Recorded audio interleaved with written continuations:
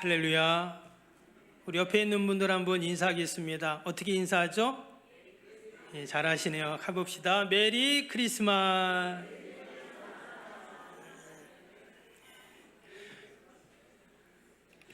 예, 오랜만에 나오신 분들은 웬 메리 크리스마스 이러실 수 있는데 우리 지금 계속 메리 크리스마스로 인사하고 있습니다. 예, 또 내년까지 하지 마시고 우리 성탄절까지만 메리 크리스마스로 함께 인사하기 바랍니다. 오늘 대강절 세 번째 주일입니다. 계속 성탄과 기쁨이라는 제목으로 지금 우리가 함께 말씀을 나누고 있습니다. 여러분, 왜 성탄의 소식이 기쁨의 소식일까요? 오늘 조금 PPT가 좀 이렇게 좀 잘 준비가 안 돼서 죄송한데 제가 읽어드리겠습니다. 위에 보면 누가복음 2장 10절에 이런 말씀이 있어요. 천사가 이르되 무서워하지 말라. 보라, 내가 온 백성에게 미칠 큰 기쁨의 좋은 소식을 너희에게 전하노라. 아멘. 어느 날 갑자기 그 들에서 양을 치다 밤에 잠을 자는 그 목자들에게 수많은 천군과 천사들이 나타납니다. 그리고는 그 목자들에게 그런 말을 하는 거죠. 온 백성에게 미칠 큰 기쁨의 좋은 소식을 너에게 전해주겠다. 그 기쁨의 좋은 소식이 뭐죠? 바로 성탄의 소식입니다. 아마 당시 목자들이 깜짝 놀라고 무서웠을 겁니다. 그래서 천사가 하는 말이 무서워하지 말라, 그런 말을 또 한 것이죠. 한 번도 경험해 보지 못한 어마어마한 수많은 천군 천사들이 그 목자들 앞에 탁 나타났습니다. 그런데 그 기쁨의 좋은 소식을 듣고 어떻게 했습니까? 그 목자들이 기뻐했어요. 그 말씀을 우리가 다음 주에 함께 나누려고 하는데요. 여러분, 성탄의 소식을 들은 사람들은 어떨까요? 기쁨의 좋은 소식이라고 했기 때문에 다 기뻐합니다. 우리가 지난주죠. 우리 누가복음 1장에 나오는 마리아의 찬가, 마리아의 찬송에 대해서 우리가 함께 보았습니다. 천사가 나타나서 마리아에게 수태고지를 해줍니다. 근데 마리아의 반응이 어땠냐? 목자들하고 똑같았어요. 깜짝 놀랍니다.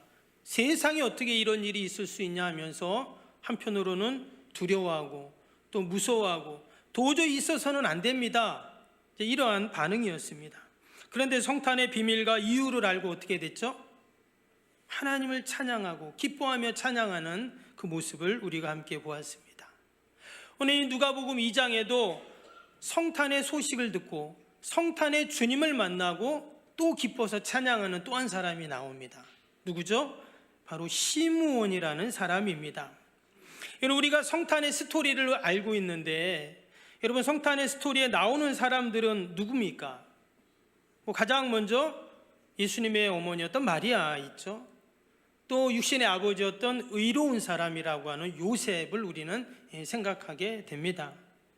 또 멀리 동방에서부터 별을 따라왔던 동방박사들 우리 생각나죠? 그리고 또 천군 천사들이 있고요.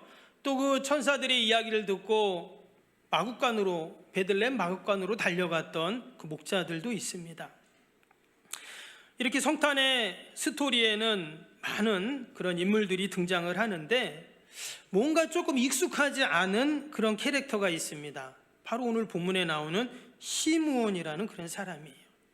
여러분, 유대 사회에서 이 시므온이라는 이름은요, 지난주 보았던 마리아처럼 아주 흔한 이름입니다. 흔하디 흔한 이름이 바로 이 시므온인데 아마 신구약을 통틀어서 이 시므온이라는 이름이 몇십 명은 나올 겁니다. 이스라엘 지파 중에도 시므온 지파가 있잖아요. 그만큼 이 시므온이라는 이름은 흔한 이름이에요. 베드로의 이름도 뭐예요? 베드로 원래 시몬입니다. 이름이. 베드로는 별명이었잖아요.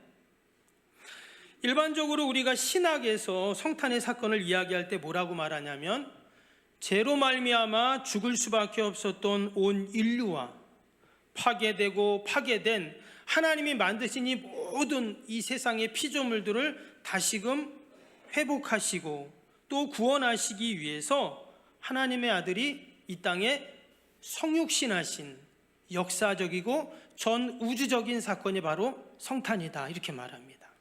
맞는 말이죠. 그런데 또 한편으로 이 성탄은요, 너무나 개인적이고 또 너무나 서민적이고 또 너무나 평범한 인생들에게 하나님이 찾아온 사건이에요. 그런 의미에서 여러분, 예수님이 어디서 태어났죠?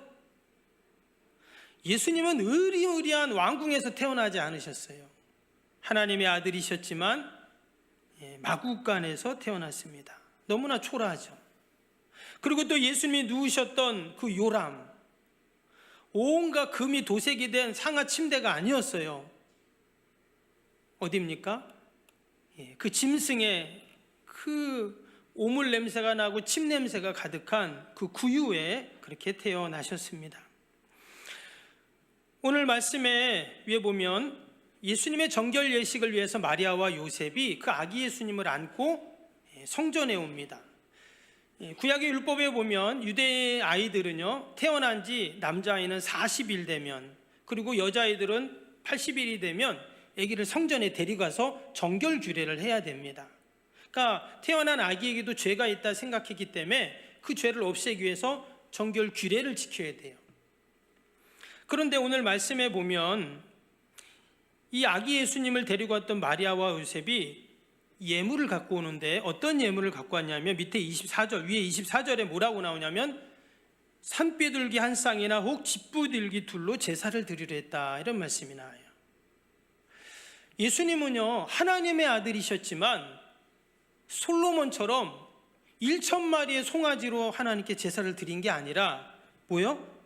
집비둘기나 산비둘기. 여기서 집비둘기 2마리는 당시 하나님께 제사를 드리러 나올 때 가장 유대 사회에서 극빈자들이 가지고 나왔던 그러한 제물이에요.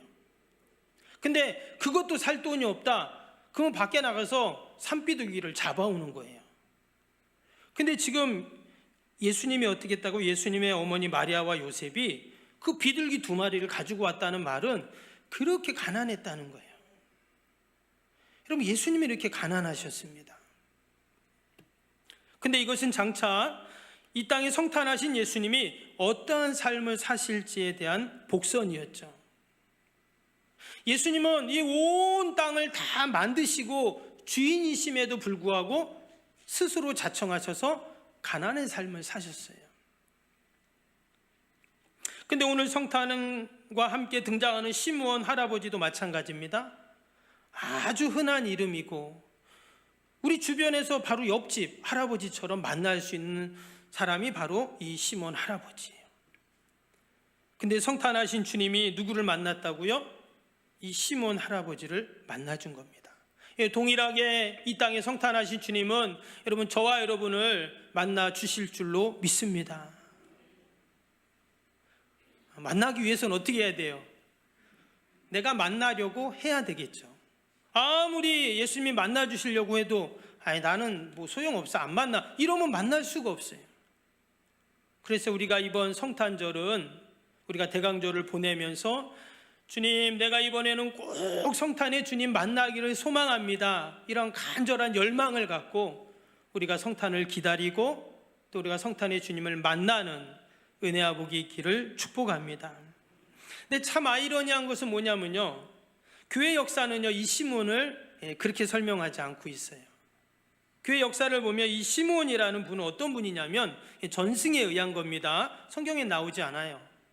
이 시므온이 어떤 사람이냐면 AD 13년에 그 예루살렘의 최고의 의결기관이라고 하는 산헤드린 공회의 의장을 지내고, 또한 그 시대 최고의 스승이요 나피요 가장 유대 사회에서 존경받는 스승이라고 하는 한 사람이 있었는데 가말리엘이라는 사람입니다.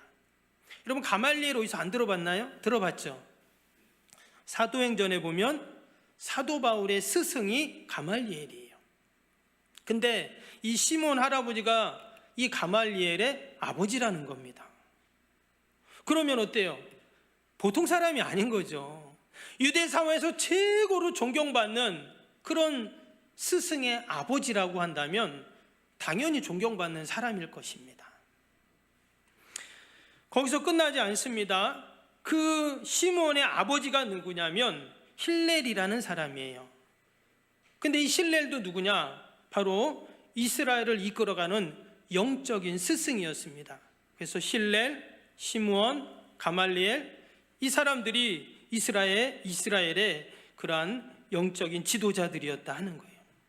근데 예수님께서 바로 이런 시므온을 만나 주셨어요. 이 또한 장차 우연의 만남이 아니라 장차 예수님께서 이 땅에서 어떠한 삶을 사실 것인가에 대한 예고편이었다라는 거예요. 오늘 본문에는요, 이 시므온에 대해서 어떻게 소개하고 있을까요? 25절을 다시 한번 보시면 25절에 예루살렘에 시므온이라는 사람이 있으니 이 사람은 의롭고 경건하여 이스라엘의 위로를 기다리는 자라, 성령이 그 위에 계시더라. 이 시므온은 어떤 사람이냐면 의롭고 경건하다고 했어요. 또 한 가지는 성령님이 늘 그 위에 계시다, 즉 그와 성령님이 함께 하신다, 이렇게 소개합니다. 여러분, 이 한 절만 봐도 이 시므온이라는 사람이 어떤 사람인지 우리가 알 수가 있겠죠? 의로운 사람, 하나님 앞에 늘 경건의 삶을 사는 사람, 늘 성령님을 의지하는 그러한 사람입니다. 근데 그에게 이어지는 26절에 보면 이런 소원이 있었어요. 어떤 소원이냐면 그가 주의 그리스도를 보기 전에는 죽지 아니하리라는 성령의 지시를 받았더니 그랬어요. 여러분, 사람마다 다 한 가지 소원이 있잖아요. 없나요? 있죠. 다 우리에겐 소원이 있습니다. 근데 이 시몬이라는 할아버지에게도 소원이 있었어요. 내가 죽기 전에 이 하나의 소원만은 꼭 이루어지기를 바라는 소원이 있었는데 그 소원이 뭐냐? 바로 그리스도, 예수님을 만나는 소원이었어요. 성탄의 주님을 보는 소원입니다. 눈에 흙이 들어와도 절대 죽을 수 없어요. 이 소원을 이루기 전까지는. 여러분, 저와 여러분들에게도 이 시므온이 가졌던 그 소원이 우리에게도 있기를 축복합니다. 지금 나의 소원은 과연 무엇인가? 그리고 그 소원을 이루기까지 내가 죽을 수 없는데 과연 그 소원이 뭔가? 우리가 요즘같이 우리나라 민족이 어렵고 힘들 때 생각나는 한 편의 시가 있습니다. 지금 고인이 되셨지만 우리 시대 최고의 지성이라고 이야기했던 고 이어령 박사님의 새해를 여는 소원시라는 시입니다. 제가 한번 그 시를 한번 읽어드릴게요. 한번 들어보세요. 벼랑 끝에서 새해를 맞습니다. 덕담 대신 날개를 주소서. 싸움밖에 모르는 정치인들에게는 비둘기의 날개를 주시고 살기에 지친 서민에게는 독수리의 날개를 주십시오. 주눅 들린 기업인들에게는 갈매기의 비행을 가르쳐 주시고 진흙바닥의 지식인들에게는 구름보다 높이 나는 종달새의 날개를 보여주소서. 뒤처진 자에게는 제비의 날개를, 설빔을 입지 못한 사람에게는 공작의 날개를, 홀로 사는 노인에게는 학과 같은 날개를 주소서. 그리고 남남처럼 되어가는 가족에게는 원앙새의 깃털을 내려주소서. 이 사회가 갈등으로 더 이상 찢기기 전에 기러기처럼 나는 법을 가르쳐 주소서. 소리내어 서로 격려하고 선두의 자리를 바꾸어가며 대열을 이끌어 간다는 저 신비한 기러기처럼 우리 모두를 날게 하소서. 지금의 시대 우리가 꼭 읽어야 할 시 같아요.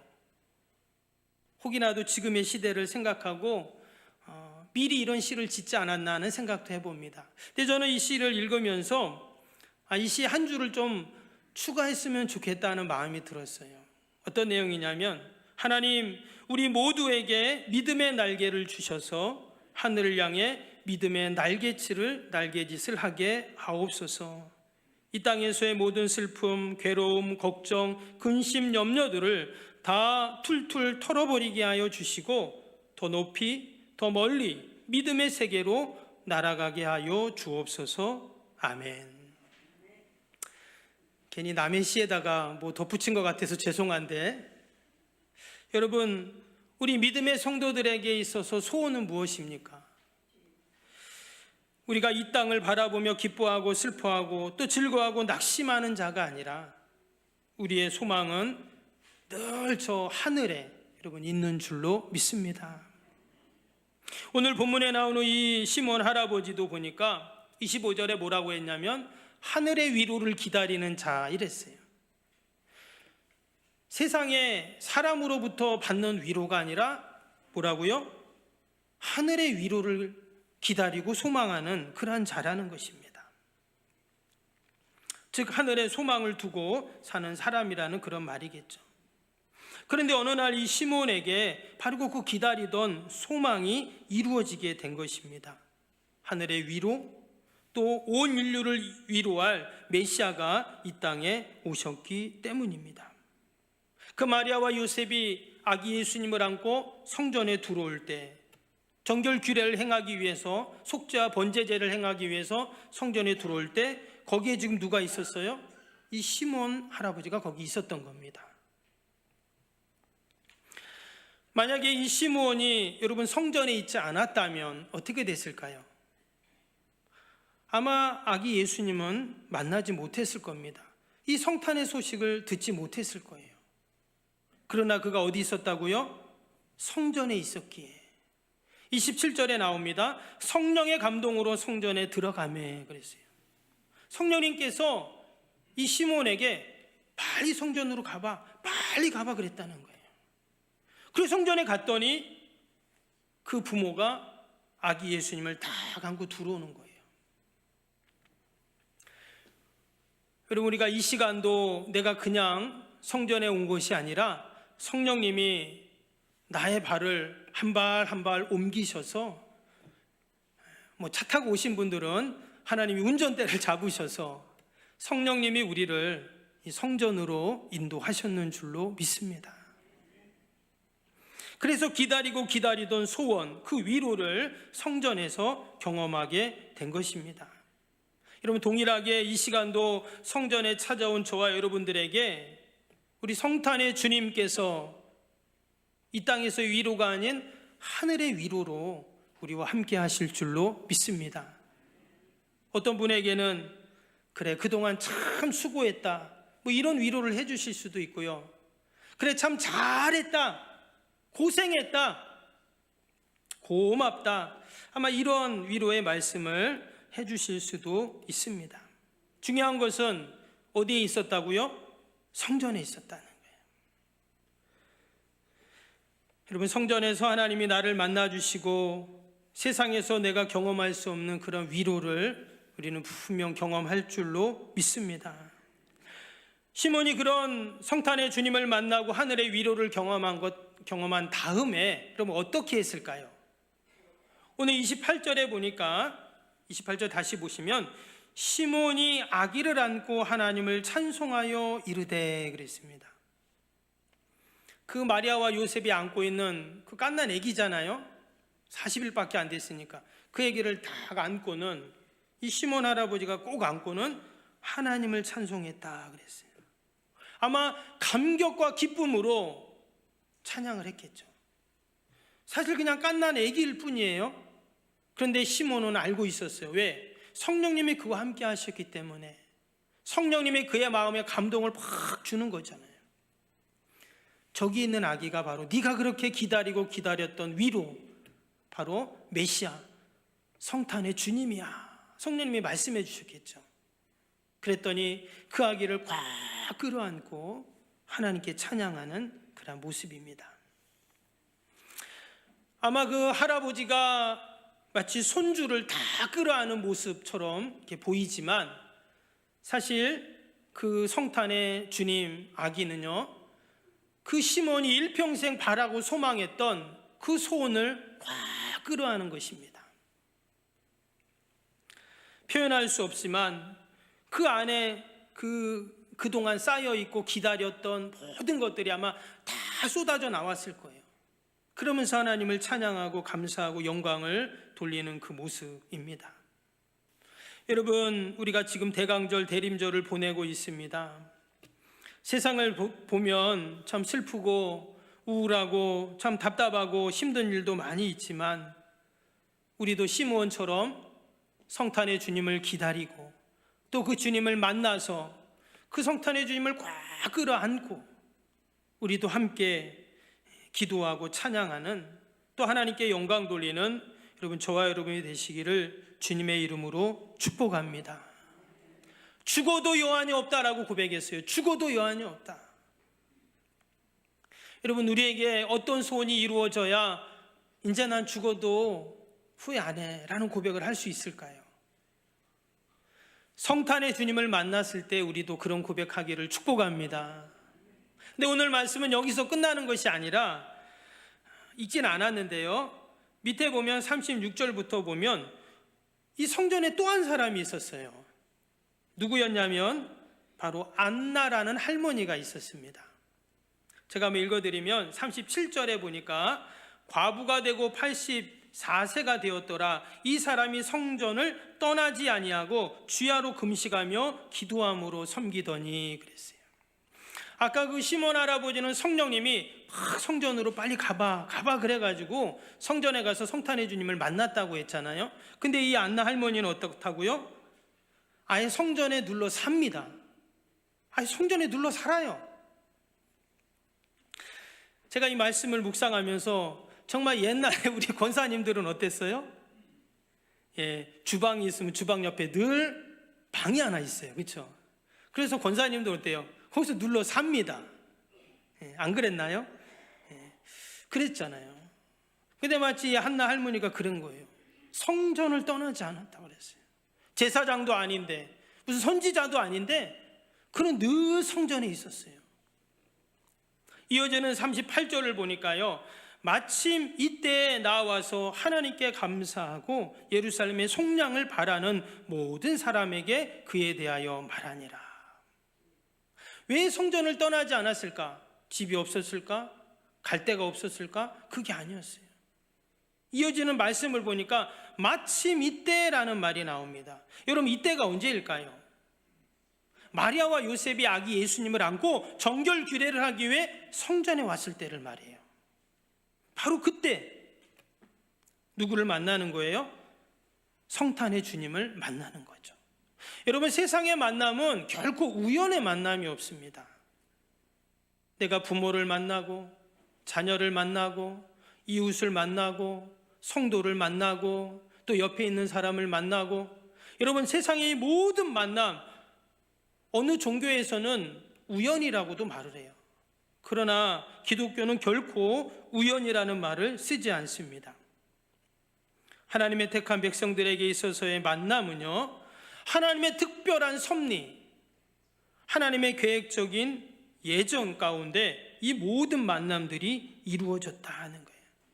그래서 여기서 이때라는 시간의 개념은 포괄적인 의미가 있지만, 일반적으로 마리아와 요셉이 아기 예수님을 데리고 정결규례를 하러 왔을 때 이때를 말하지만, 더 나아가서 하나님의 시간을 말합니다. 그것을 카이로스의 시간이라 하는데, 바로 하나님의 시간, 즉 우리 인생의 모든 문제를 해결하는 시간이 바로 이때예요. 그때가 언제냐? 예수님을 만났을 때. 여러분, 우리가 예수님을 만나면 성탄의 주님을 만나야 하는 이유가 여기 있어요. 왜 만납니까?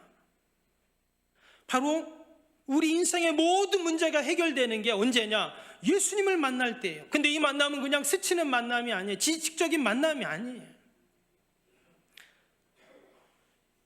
정말 내 가슴과 하나님의 가슴이 만나는 시간, 내 영과 하나님의 영이 만나는 순간, 주체할 수 없는 그 시므온이 그 아기를, 손주를 다 끌어안고 찬양한 것 같지만 아닙니다. 온 인류를 구원할 그 메시아를 온 마음으로 다 끌어안고 감격적으로 찬양한 거죠. 지금 이 안나가 예수님을 만난 것도 마찬가지예요. 결국 그 예수님을 만나 인생의 모든 위로를 경험하고 문제가 해결되고, 또한 세상에서 경험할 수 없는 기쁨과 감격이 주어지는 바로 그 시간이 바로 예수님을 여러분 만날 때인 줄로 믿습니다. 올해 성탄절은 우리가 다 그런 주님을 만나는 때가 되기를 축복합니다.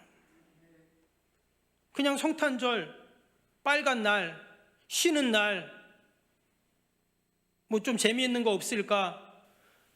우리가 이렇게 성탄절을 절대 보내서는 안 됩니다. 그것은 믿지 않는 사람들이 성탄절을 보내고 만나는 그러한 방법이에요. 우리는 그렇게 만나면 안 돼요. 오늘 말씀에 보면 이 안나의 나이와 그의 처지가 과부였다라는 이야기를 합니다. 지금 그의 나이가 84세라고 했죠? 남편하고 결혼해서 7년 동안 살았는데 무슨 일이 있었는지 남편이 죽었어요. 그리고 지금 그의 나이가 84세예요. 수십 년 동안 그는 과부로 그렇게 고달픈 하루하루를 살아왔음을 성경이 지금 이야기하고 있는 것입니다. 그래서 그랬는지 그가 어디를 떠나지 않았다고요? 성전을 떠나지 않았어요.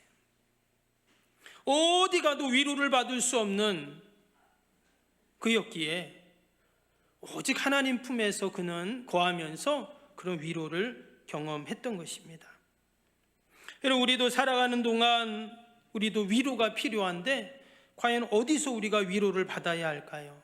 우리가 주님 품에 거할 때 주님이 주시는 그 평강, 그 위로, 또 그 기쁨, 안식이 여러분 우리에게 있는 줄로 믿습니다. 오늘 안나가 보니까 주야로 금식하고 기도했다 이렇게 말을 해요. 원래 안나는 선지자가 아닙니다. 근데 선지자가 아니었는데도 사람들이 그를 안나 선지자 이렇게 부른 거예요. 왜? 선지자 같은 삶을 살았던 것이죠. 여러분, 세상 사람들이 교회를 보면서 우리 믿는 사람들을 보면서 어떻게 생각합니까? 우리가 정말 성도의 삶을 산다면 어떨까요? 아마 교회를 그렇게 보고 그렇게 얘기하진 않을 겁니다. 하나님이 우리에게 주신 너무나 귀한 이름, 성도라는 그 이름을 우리에게 주셨는데 여러분, 우리가 성도의 삶을 우리가 이 땅에서 정말 살아가야 할 줄로 믿습니다. 안나는 그런 삶을 산 거죠. 그랬더니 사람들이 다 안나 할머니 이렇게 말하지 않고 안나 선지자님, 한자 선지자님 이렇게 부른 거예요. 당시의 과부는 생산적인 활동을 할 수 없었습니다. 그러니까 세상 일을 할 수 없는 거예요. 그럼 뭐 합니까? 영적인 일을 그래서 안나는 했던 거예요. 힘들고 어려운 사람들을 위해서, 정말 위로가 필요한 사람들을 위해서, 죄 때문에 고민하는, 괴로워하는 이들을 위해서 금식하면서 그는 중보기도하면서 섬기는 너무나 귀한 일을 일평생 하고 있었다는 거예요. 그의 남은 시간들을 어떻게 채워갔어요? 기도로, 힘들고 어려운 이들을 위해서 중보하는 시간으로 채워갔다라는 거예요. 여러분, 우리가 지금 대강절을 계속 보내고 있죠? 우리가 성탄의 주님을 만나기 전까지 우리가 이 대강절을 어떻게 보내야 할까? 우리도 이 안나 선지자처럼 우리의 이 시간들을 기도로 채우고 또 말씀으로 채우고 또 하나님의 은혜로 채우는 여러분, 저와 여러분이 되기를 주님의 이름으로 축복합니다. 오늘 이 모든 만남의 사건들, 시몬도 마찬가지고 안나도 마찬가지고 예수님 만나고 또 위로하고 위로받고 이 모든 일들이 다 어디에서 일어났다고요? 성전에서 일어났다고 지금 이야기를 하고 있어요. 마리아와 요셉도 어떻게 해요? 성전에 왔어요. 시몬도 성령님의 인도하심 따라 성전에 왔어요. 안나는 아예 성전을 떠나지 않고 성전에 계속 있었어요. 그랬더니 이러한 은혜와 위로를 다들 경험하게 되었습니다. 시편 27편 4절을 보면 다윗이 기도하는 가운데 그 이런 기도의 제목을 이야기합니다.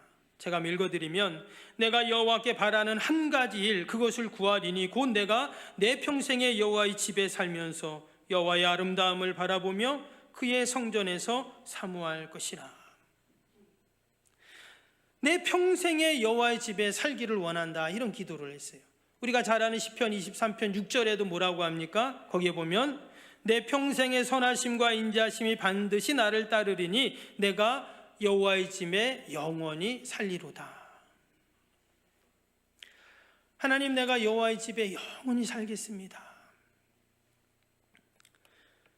평생에 내가 여호와의 집에 있겠습니다. 여러분, 이 다윗의 고백이 저와 여러분들의 일평생의 고백이 되기를 축복합니다. 옛날부터 세상에서 세 가지 중요한 금이 있었다고 합니다. 혹시 아세요? 세 가지 금. 첫 번째는 황금입니다. 뭐 예나 지금이나 사람들이 금은 다 좋아하고 소중한 것으로 여기죠. 또 하나의 금이 있어요. 뭔지 아세요? 예, 잘 아시네. 소금입니다. 왜냐? 한때는 여러분, 소금이 황금보다 더 비싼 때도 있었어요. 소금을 이동하고 또 운반하고 만드는 그 과정이 너무 힘들었기 때문이죠. 근데 또 하나 중요한 금이 있는데 뭔지 아세요? 지금. 맞습니다. 지금. 근데 요즘에는 조금 바뀌었다고 해요. 그래서 뭘 좋아하냐면, 첫 번째는 현금, 두 번째는 송금, 세 번째는 출금. 이걸 좋아한답니다. 누가 만들었는지 참 재미있죠. 다 돈을 좋아하니까. 근데 여러분, 황금이나 소금이나 뭐 현금이나 송금이나 출금이나 다 중요한데, 여러분, 지금이 제일 중요한 줄로 믿습니다. 지금, 오늘, 이 시간. 저와 여러분이 어디에 있습니까? 성전에 있잖아요. 우리가 성탄의 주님과 재림의 주님을 기다리는 이 대강절 가운데 우리들도 시므온처럼 안나처럼 늘 성전에서 이방의 빛으로 이 땅에 오신 아기 예수님을 꼭 안고 안나처럼 감사하면서, 또 하나님의 구원의 속량을 바라는 모든 자들에게 이 구원의 소식, 성탄의 소식을 전하고 알리는 여러분, 저와 여러분이 되시기를 주님의 이름으로 축복합니다.